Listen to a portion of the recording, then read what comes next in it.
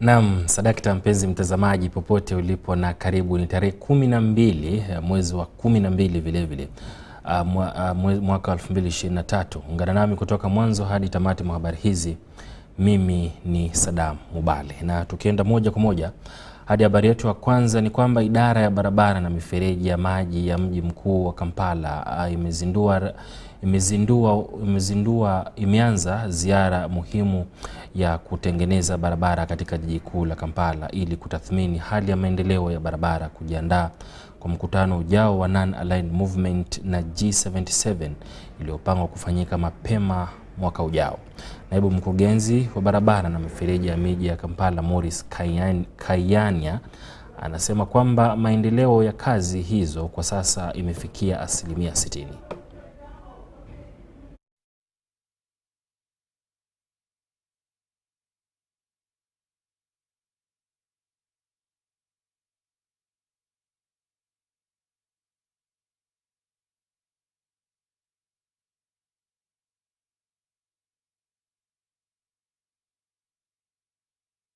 To the flyover project, progress is about 60%, and it is projected that by 29/30 the contractor will have finished that part of the road.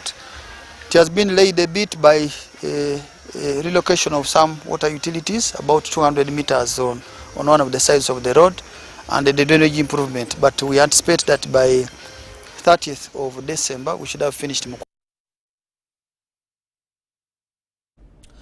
Tume ya uchaguzi imezindua ujenzi wa tawi lake eneo la West Nile litakalogharimu shilingi bilioni 4 katika eneo hilo. Hii inalenga kutatua changamoto za gharama ya kukodisha ofisi ambazo tume ya uchaguzi inaendelea kukabiliana nazo katika utekelezaji wa mchakato wa uchaguzi. Hapa habari kwa undani. Kwa tawi la tume ya uchaguzi katika mji wa Arua wenye thamani shilingi bilioni 4 ulizinduliwa na Waziri Mkuu wa Uganda Robin Nabanja, ambaye aliwakilishwa na Waziri wa Sheria na Masuala ya Katiba Norbert Mao. Kulingana na mwenyekiti wa tume ya uchaguzi Simon Byabakama, iliyokuwa halmashauri ya manispaa ya Arua ilitoa ardhi kwa tume hiyo mwaka 2007 kwa ajili ya ujenzi wa ofisi ya mkoa. During financial year 23-24, the government has provided funds for the commission to undertake the construction of the first regional center, namely West Nile region in Arua City. Tume ya uchaguzi kwa miaka mingi imekuwa ikikodisha nafasi za ofisi kwa wilaya mbalimbali nchini kote. Jengo hilo litakuwa na vifungu vya shughuli mbalimbali za tume ya uchaguzi. The question people may ask, why did you choose to start with Arua or West Nile? I want to say the people of West Nile were very vigilant and diligent, for they allocated us this land in financial year 2007-2008. Jinsi mwenyekiti wa tume hiyo Simon Byabakama anavyoarifu, tawi hilo litajumuisha ofisi mbalimbali na mikoa mingine 11 ya uchaguzi nchini. The regional center is purposely designed to house the regional election office, storage facilities as the secretary has demonstrated, and host district or city election administrator's office. These facilities will give us a conducive working environment and an enhanced professional image. Katibu wa huduma za kijamii wa jiji la Arua Abdul Fadimula, ambaye alimwakilisha meya wa jiji la Arua, alipongeza tume ya uchaguzi. Waziri wa Sheria na Masuala ya Katiba Norbert Mao, ambaye alimwakilisha Waziri Mkuu Robin Nabanja, anasema ujenzi wa ofisi hiyo utasaidia sana harakati. The commission is further commended for adopting a phased approach to build the regional election offices. This is a manageable capital development approach, especially at a time when the government is also seeking funds to commence the construction of a permanent customized electoral commission head office. You are a good example of how other MDAs can utilize the limited available capital development funds to start construction of their own offices and storage facilities over time until they achieve their desired regional and eventually countrywide coverage. Ujenzi huo utagharimu shilingi bilioni 4, na kwa tume ya uchaguzi imepewa kandarasi ya National Enterprise Corporation ambapo wameahidi kukamilisha kwa jengo hilo katika muda wa miezi 8.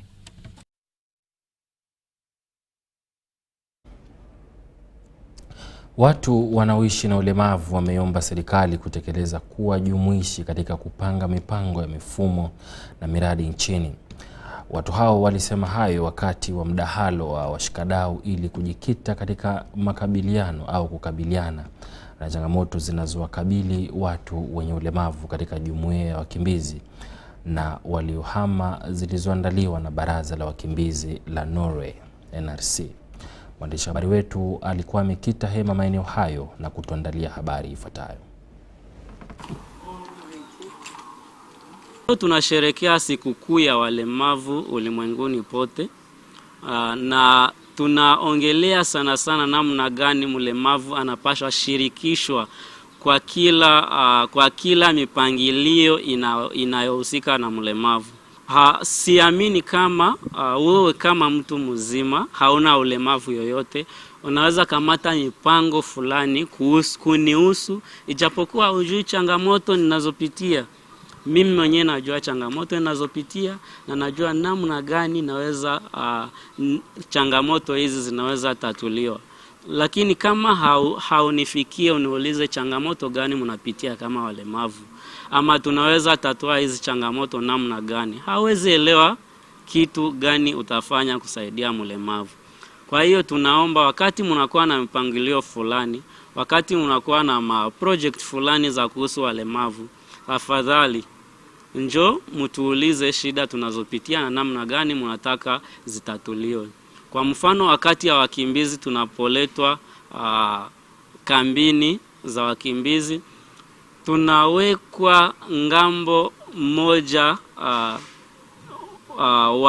wakifikiria kama labda ndio inaweza tusaidia. Lakini tukisema ushirikiano wa watu wote, haki sawa, mlemavu na mtu mzima tunapashwa tukue mahali moja.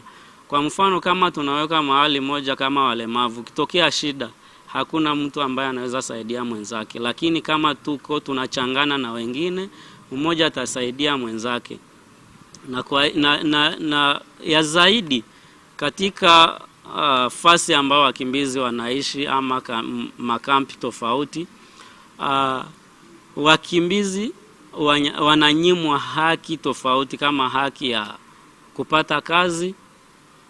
Labda watu wanafikiri tukitaka huyu mtu atumike, labda tutahitaji vitu mingi ambavyo vitaweza msaidia ili atumike hii kazi namna inavyostahili. Lakini sio hivyo. Kwanza niite, unishirikishe, niambie tunakuwa na hii kazi, tulitaka tupatie kazi lakini tunatumikia mahali hii, utaweza tumika? Ama kutokana na shida ninazopitia labda naweza itika. All together different persons with disability, so that we can talk to them and to find out some of the challenges that they are having, and from finding out some of the challenges that we're having, develop programs that are well geared towards having solutions to some of the challenges that you're having. Because at the end of the day, it's not us to develop solutions for some of their challenges. These solutions come from them. As we are enablers, we enable them to find solutions. Wadau wa sekta ya utalii na masomo ya wanyamapori mjini Kasese wameeleza kusikitishwa na jamii kutopokea kozi zinazohusiana na utalii. Hawa wanasema idadi ya wanafunzi wanaosoma kozi zinazohusiana na utalii na utafiti wa wanyamapori umepungua kutokana na kuwapeleka watoto katika kozi za matibabu. Hapa habari kwa undani.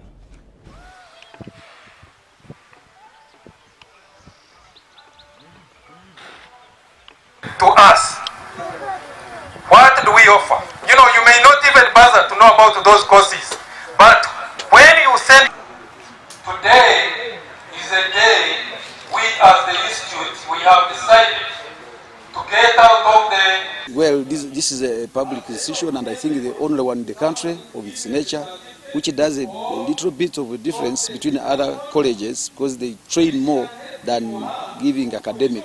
So they are both eyes and hands-on. But my observation has been clearly seen that we, the people of Kasese, have not embraced. And that's why I was trying to wonder whether it is the parent, maybe non-information, or it is because the institution has not given us the sample of what they do. The community of Kasese was not fully aware of the institution. Since we are now informed and aware that the institution is allocated in our district, I advise Kasese community, Kasese district as large, we use this chance not to take our children outside the district, and yet we have the institution that is within the district that has come to help our children to have good education. As I sensitize people that if they follow this trend, certainly there is a lot to benefit out of it. People think that when they take their children in health training institutions, they can be able to reap much. I'm telling you, this trade is like any other trade, and it's really for it is hands-on. You can be able to get what to do within your environment, within your locality.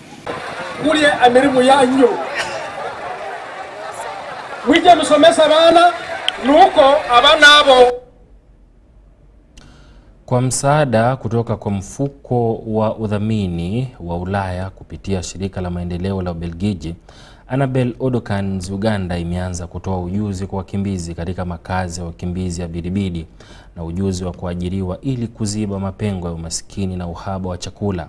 Hatua hiyo inafuatia mpango wa chakula duniani kupunguza mgao wa chakula kwa wakimbizi nchini Uganda na kusababisha njaa kuongezeka, utapiamlo na umaskini uliokithiri, na hivyo kuharibu familia nyingi za wanaotafuta hifadhi. Hapa habari kwa undani. Ongeza njaa na utapiamlo, lakini inawaacha wengi katika hali ya hofu na kukata tamaa, kwani na mwaka 2022 kaya za wakimbizi zilikuwa zikipokea kati ya 40% na 70% ya mgao wa kawaida wa chakula kulingana na viwango vyao vya hatari.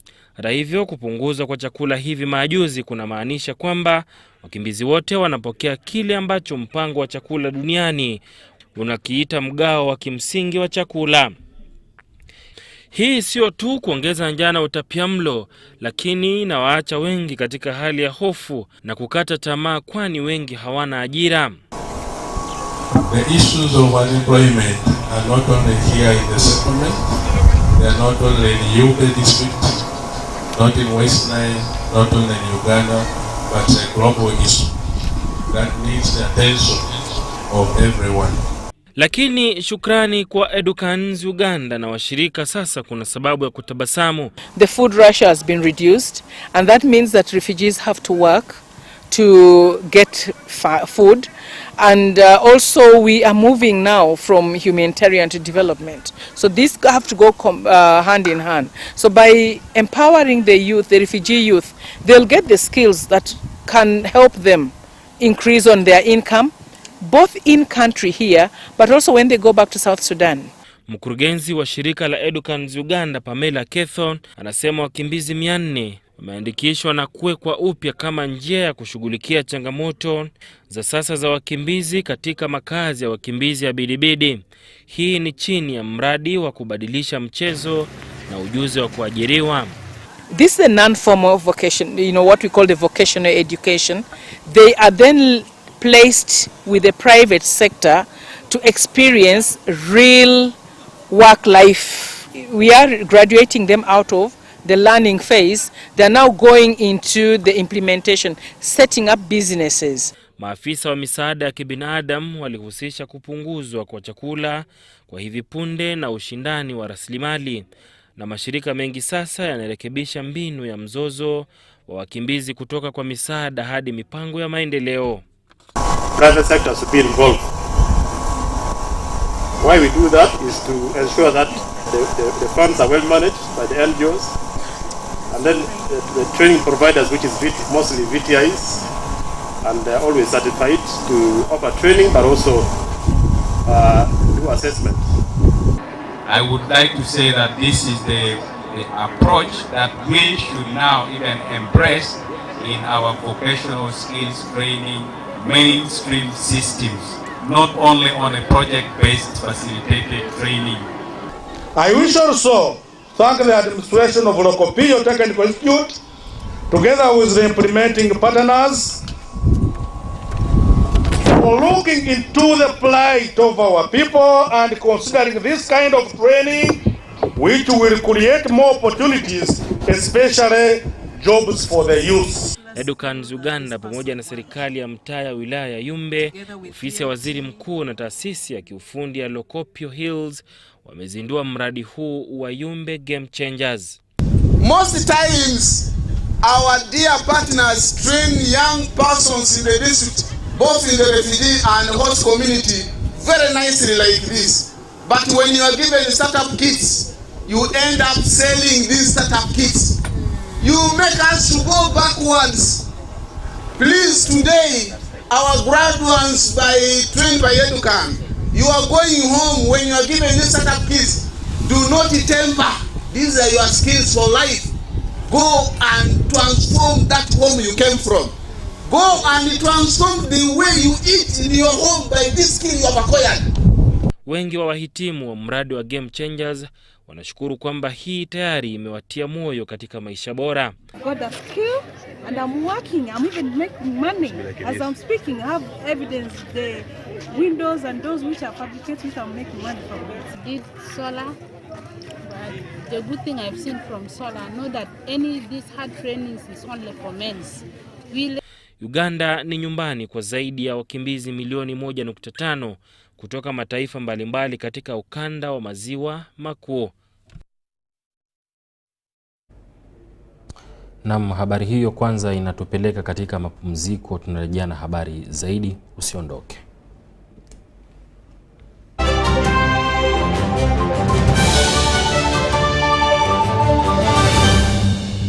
Meet Stone Atwine, the co-founder of Eversend, a startup that is building financial technology from Uganda to the world. From currency exchange to business banking, Stone and his team are doing it all. Stone embodies the grit and the commitment to take a startup from nothing to something. Stone, keep building. You are unstoppable. MTN, the Unstoppable Network, celebrates you.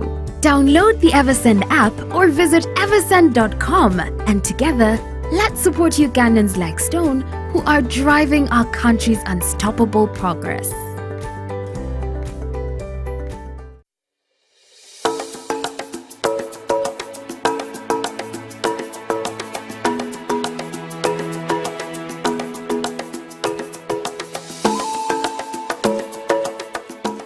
(1950s) and early 1960s non-aligned movement. The countries of the non-aligned movement represent nearly 2/3 of the United Nations members and contain 55% of the world's population. Membership is particularly concentrated in countries considered to be developing countries, although the non-aligned movement also has a number of developed countries. Gained the most traction in 1950s and early 1960s when the international policy of non-alignment achieved major success in decolonization disarmament.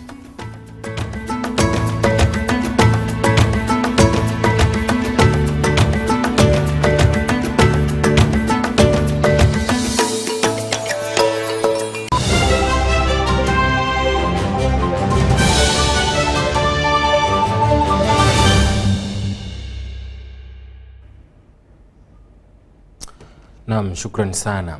Tukienda katika nchi jirani ya Kongo ni kwamba Jamhuri ya Kidemokrasia ya Kongo inatazamiwa kufanya uchaguzi wa rais tarehe 20 Disemba. Wachambuzi wanasema wakati tume huru ya taifa ya uchaguzi seni inafanya kila iwezekanalo kuhakikisha uchaguzi huru na wa haki, changamoto zinazohusiana na usalama katika baadhi ya maeneo ya nchi na kusambaza nyenzo za wapiga kura bado zipo. Hapa habari kwa undani. Mania kiti cha rais ndizo zimepamba moto zaidi kote nchini Jamhuri ya Kidemokrasia ya Kongo.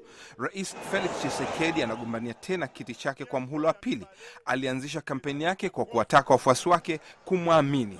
Wagombea wengine wakuu wanaowania kiti hicho cha rais ni mshindi wa tunzo ya amani ya Nobel Denis Mukwege, mpinzani wa rais aliyetoka nafasi wa pili kwenye uchaguzi wa 2018 Martin Fayulu, gavana wa zamani wa jimbo la Katanga na mfanya biashara tajiri Moise Katumbi. Dani Aida, mkurugenzi mkazi wa taasisi ya Marekani ya National Democratic Institute NDI huko DRC, anasema baadhi ya wagombea katika upinzani tayari wanajaribu kuunda muungano. The candidate, there were 26. Kulikuwapo na wagombea 26 hapo mwanzoni wa kampeni. Hivi sasa tunafahamu kwamba 3 au 4 wameamua kuungana na Moise Katumbi. Tunafahamu majadiliano yanaendelea kati ya Mukwege na Fayulu. Aida anasema wakati tume ya uchaguzi seni inapofanya kila iwezalo kuhakikisha uchaguzi unafanyika kwa wakati uliopangwa Disemba 20, inakabiliwa hata hivyo na changamoto kadhaa. Seni hivi karibuni ilitangaza kwamba kulikuwepo na moto katika mojawapo wa ofisi zake ambapo vifaa vya uchaguzi viliteketea, ikiwa ni pamoja na mashini za kupiga kura. Now this is a challenge. We don't know if... Sasa hii ni changamoto. Hatujui ikiwa wameweza kupata vifaa vipya au ikiwa seni imeshanunua vifaa hivyo. Mbali na hayo, baadhi ya wagombea wamepata shida kufika katika baadhi ya wilaya kama huko mashariki ya nchi, na hiyo ni changamoto moja wapo. This is a challenge. Mashariki ya Kongo ni makazi ya zaidi ya makundi 100 waasi na inakumbwa na ghasia kwa muda mrefu hivi sasa. Kuongezeka kwa mapigano wiki za hivi karibuni kumezidisha idadi ya watu wasiokuwa na makazi huko Kongo kufikia karibu milioni 7 kulingana na shirika la Umoja wa Mataifa la uhamiaji la kimataifa IOM, na hivyo hao hawatoshiriki katika uchaguzi. Amiable Ndarishizie ni mkimbizi kutoka Kivu Kusini na amekuwa mkimbizi nchini Kenya kwa miaka 2 hivi sasa. Ni afadhali kurudi nyumbani siku moja, na ningependelea yeyote atakayepata ushindi, ikiwa ni Tshisekedi kushinda muhula wa pili au ni Katumbi au mtu mwingine yeyote. Kipaumbele kinabidi kiwe ni usalama. Eric Bagirubwira ni mkazi kutoka Goma, mwanachama wa asasi ya kiraia. Akizungumza na Sauti ya Amerika kupitia Skype, anasema hajaridhika na utendaji kazi wa Tshisekedi katika awamu yake ya kwanza. He promised the whole, aliwaahidi wananchi wote wa DRC kwamba vita vyake vya kwanza vitakuwa kudumisha amani, hasa mashariki ya nchi, lakini hadi hivi sasa imebaki kuwa ni ndoto katika eneo hili letu. Pia unapozungumzia miundombinu, unapotembelea sehemu mbalimbali za nchi hii, utatambua kwamba hakuna hata barabara au kitu chochote kile. Talking about infrastructures, if you can try to walk around, move in different corners of this country, you can see that these days there are no roads. Kwa hivyo changamoto hizo zote zitamkabili tena kiongozi yote atakayepata ushindi kutokana na uchaguzi huu wa Disemba 20. Abdushakur Abud, Sauti ya Amerika. Tangazo la Rais William Ruto kuwa Kenya imeondoa hitaji la visa kwa raia wa kigeni kutoka mataifa yote ulimwenguni wanaozuru taifa hilo kuanzia mwezi Januari mwaka ujao 2024 linazidi kuibua hisia mseto. Wadau katika sekta ya kidiplomasia na ushirikiano wa kigeni wanahoji Kenya haina miundo msingi, wanahoji kwamba Kenya haina miundo misingi na itakayohitajika kutekeleza mfumo huu kikamilifu bila ya kuhatarisha usalama wa taifa hilo. Hapa habari kwa undani. Katika mahojiano na VOA, Daktari Ochieng Kamudai, mhadhiri wa masuala ya kigeni katika chuo kikuu cha Strathmore, anasema ilivyo kwa sasa Kenya haina miundo mbinu ya kutosha kuweza kutekeleza hili. Wingi wa wale watu wenye tunatarajia watatuma maombi yao. Sasa pengine katika ile processing ndio hatujui kama sasa tutakuwa na uwezo wa kuwahudumia wote na kuwapitisha kwenye process ambayo inatakikana ndio waweze kuja Kenya. So hapa ndio tunaweza kuwa pia na changamoto ya kwamba kijidijitali tuko na ule uwezo wa sasa kuwashughulikia. Ochieng pia ametaja ufisadi uliokithiri katika nyingi ya asasi za kiserikali kama unaoweza kuhatarisha usalama wa taifa.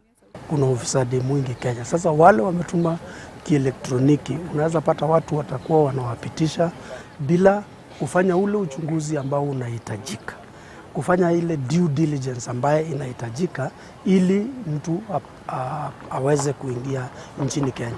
Japo serikali inanuia kuimarisha uchumi kupitia ziara za raia wa kigeni nchini, Ochieng anasema uamuzi wa kuondoa visa ungefanya hatua kwa hatua. Angefungua hapa East Africa, Afrika nzima, Horn of Africa, alafu ndio tuje kwa ulimwengu mzima. Sababu hatujui ni nani atakuja na hatujui ataleta nini. Pengine magonjwa na kadhalika pia yanaweza haya ndio mambo ambayo lazima tufikirie. Ila kauli ni tofauti kwa Daktari Patrick Maluki, mkuu kitengo cha masuala ya kigeni na diplomasia katika chuo kikuu cha Nairobi. Kulingana na Maluki, uamuzi huu wa Rais William Ruto utaiweka Kenya kwenye ramani ya ulimwengu na hivyo basi kuwavutia wawekezaji zaidi. Nchi ya Kenya inatarajia kufanya biashara na nchi zingine za Afrika na nchi pia za kimataifa. Ni kweli huwa tunapata pesa fulani kulingana kutokana na hiyo visa ambayo watu wanalipa. Lakini wakati mwingi unaona hata hiyo namna ya kupata visa inakuwa shida kubwa sana. Inakuwa na hiyo delay, mambo yanakuwa hayaendi, unatafuta visa leo, kesho unaona hata mtu anakata safari yake. Japo hitaji la visa litaondolewa kwa wageni wanaozuru Kenya, raia wa kigeni atahitajika kutuma ombi la kielektroniki ambalo atatakiwa kulipia $30 kulingana na tangazo la Wizara ya Usalama wa Ndani Kenya. Zainab Said, VOA, Nairobi. Wakati serikali ikieleza uwepo wa wimbi jipya la COVID-19 huko Tanzania, wataalamu wa afya wamesitiza wananchi kuchukua tahadhari kwa kufuata taratibu za kujikinga na uviko huo mpya wa virusi vya COVID-19, kama mwanahabari mwenzetu Idi Uwesu anavyoeleza katika taarifa ifuatayo. Taarifa ya mganga mkuu wa serikali inaeleza kuongezeka kwa visa vya magonjwa ya mfumo wa njia ya hewa ikiwemo uviko 19 hasa katika jiji la Dar es Salaam. Katika hospitali, wataalamu wa afya wanakiri kuwapo ongezeko la wagonjwa wanaoeleza kuugua magonjwa hayo. Kwa takriban kipindi cha mwezi mmoja, mwanzoni tulichukulia kwamba kulikuwa na mabadiliko ya hali ya hewa, lakini imeonekana kwamba kuna ongezeko kwa watoto na watu wazima kwa kiasi kikubwa. Tukiwa tumetoka katika kipindi kifupi ambao tulipitia homa ya uviko, hii pia imetupa wasiwasi sana kwa sababu katika hali ya kawaida tunategemea mtu akipata mafua ndani ya wiki moja itaresolve. Lakini hii tumepata dalili watu wanakuwa na homa kali, mafua, kuumwa kichwa, wengine hata bila kukohoa, na wengine inahusia mpaka homa ya matumbo. Dr. Kileo anasema jamii inapaswa kuchukua tahadhari hasa za kujikinga katika kipindi hiki cha sikukuu za mwisho wa mwaka na kufika katika vituo vya afya pindi wanapoona dalili mbaya. Kujikinga ikiwa ni pamoja na kupunguza kuchangamana kusiko na umuhimu, lakini ukaribu wa mahusiano, kukumbatiana, kushikana mikono, hiyo ni taratibu ambazo tulikuwa tumezizoea, lakini kwa nchi wenzetu ambao wana magonjwa ya kuambukiza wanaogopa sana hizo, na sisi pia inabidi tufuatilie hivyo. Inapobidi kuvaa barakoa. Tunataka watu waendelee kuchukua tahadhari. Elisha Osati ni daktari bingwa wa magonjwa ya ndani katika hospitali ya taifa ya Muhimbili. Anasisitiza umuhimu wa chanjo za uviko 19 wakati huu kukiwa na ongezeko la maambukizi. Chanjo ya COVID bado ipo kwenye vituo.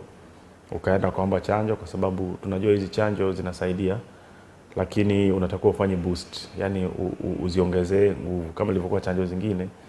Ukichanja nguvu zake zinaisha baada ya muda, kwa ukaichanja kuongezea nguvu kwa mfano ya COVID, inaweza kusaidia usiingie kwenye huo ugonjwa mkali zaidi.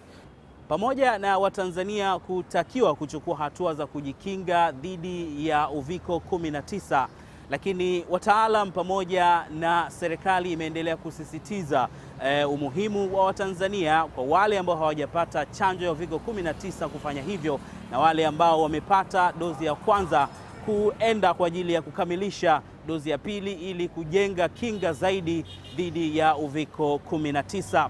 Kutoka hapa jijini Dar es Salaam, Idi Wesu, Sauti ya Amerika. Naam, na habari hiyo ya Idi Wesu inatamatisha na kukunja jamvi letu leo Ubc Habari. Kwa sasa ni hayo tu. Jina langu ni Saddam Mubballe. Usiku mwanana.